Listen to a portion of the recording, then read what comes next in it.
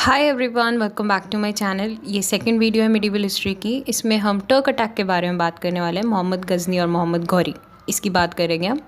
पर इस वीडियो में हमने जो टॉपिक कवर करना है वो सिर्फ मोहम्मद गजनी का है। नेक्स्ट वीडियो में मोहम्मद घौरी कवर कराऊंगी। तो फिर बढ़ते हैं आगे वीडियो में। सबसे पहले हम देखते हैं ये टर्क्स बेसिकली आए कहाँ से थे और ये थे कौन। टर्क्स जो थे वो सेंट्रल एशिया के इनहैबिटेंट्स थे। तो जैसे जो कंट्रीज़ है Afghanistan, Iran, Turkmenistan, Uzbekistan, Kyrgyzstan, ये सब जो स्तान वाली कंट्रीज़ हैं, यहाँ से टर्क्स थे। जब मैंने अरब्स के बारे में आपको बताया था तो ये चीज़ ज़रूर बताई थी कि जो रिलीजन वो फॉलो किया करते थे वो इस्लाम था। ऐसे ही जो टर्क्स थे वो भी इस्लाम को फॉलो किया करते थे, पर डिफरेंस यहाँ पर ये था कि अरब्स जो थे वो टर्क्स से ऊपर थे। अब क्या हुआ कि टर्क्स को तो इन्होंने लो कंसीडर कर दिया, तो जो टर्क्स थे इनको अपनी लॉयल्टी प्रूव करनी थी रिलीजन के लिए, तो इन्होंने काफ़ी वायलेंस किया, मास किलिंग करी, इंडिया में आए, टेम्पल्स को डिमोलिश करा, बहुत सारी चीज़ें यहाँ से हत्या के लेके गए। इवन बाद में गौरी जो था उसने रूल भी करा इधर। पर ऐसा क्या था कि इनका अटैक करना इतना ईजी था इंडिया पर, वो चीज़ हम अभी डिस्कस करते हैं। तो जब टर्क्स ने अटैक करा उन्होंने एडवांटेज देखा इस चीज़ का कि सोशली और पॉलिटिकली इंडिया बहुत ज़्यादा वीक है। यहाँ पर क्या है कि आपस में ही जो स्टेट्स हैं वो लड़ते रहते हैं, तो उनको अपॉर्चुनिटी मिली, उन्होंने अटैक करा इसी चीज़ का फ़ायदा उठाकर।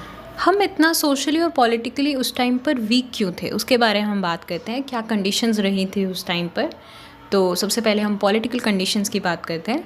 एक तो यहाँ पर कोई सेंट्रल पावर नहीं थी, पूरा का पूरा जो नॉर्थ इंडिया था वो टुकड़ों में डिवाइडेड था। सारी जो थी स्टेट्स अलग अलग हुआ करती थी, अलग अलग राजा हुआ करते थे और वो आपस में ही लड़ते रहते थे।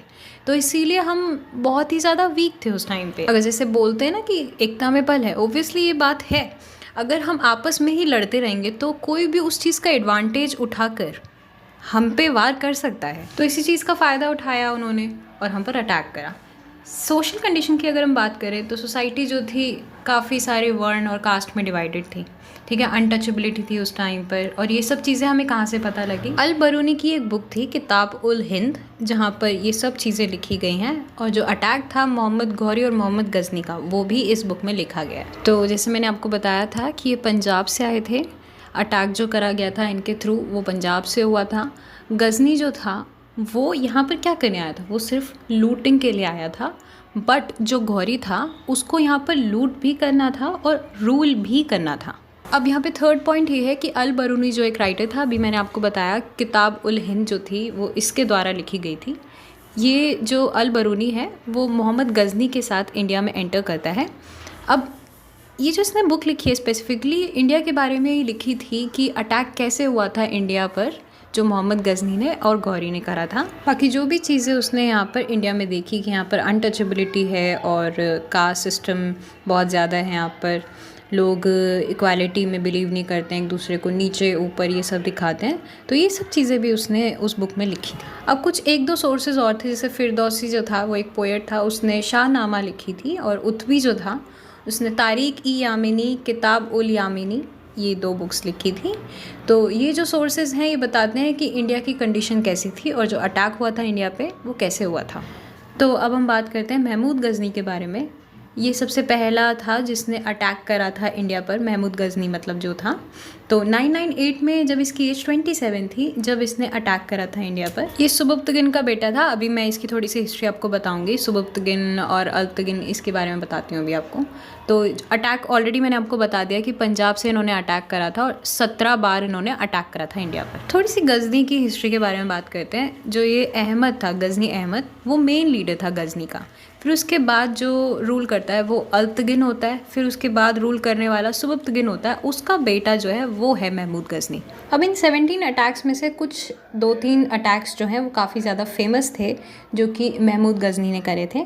तो first battle of Waihind, second battle of Waihind और अटैक ऑफ सोमनाथ, ये 3 चीज़ें हम अब पढ़ने वाले हैं आगे। अब मैं आपको पहले ही बता चुकी हूँ कि इन्होंने एंटर कहाँ से करा था, पंजाब साइड से इन्होंने एंटर करा था। उस टाइम पर जयपाल जो था वो किंग था वहाँ का, उसको इसने हराया और यहाँ से जो भी चीज़ें वो लूट सकता था यहाँ से लेके चला गया।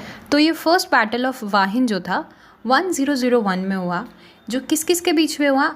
जयपाल जो राजा था कहाँ का, पंजाब का, और महमूद गजनी, इन दोनों के बीच में ये बैटल हुआ था। सेकंड बैटल ऑफ वाहिंद जो 1008 मतलब कि पूरे 7 साल बाद बैटल ऑफ वाहिंद, जो फर्स्ट बैटल ऑफ वाहिंद था ना, उसके 7 साल बाद ही सेकंड बैटल ऑफ वाहिंद हुआ था 1008 में। अब यहाँ पर जो रूल कर रहा था वो था आनंद पाल, जो जयपाल का बेटा था। तो सेकंड बैटल ऑफ वाहिंद किसके बीच में हुआ था?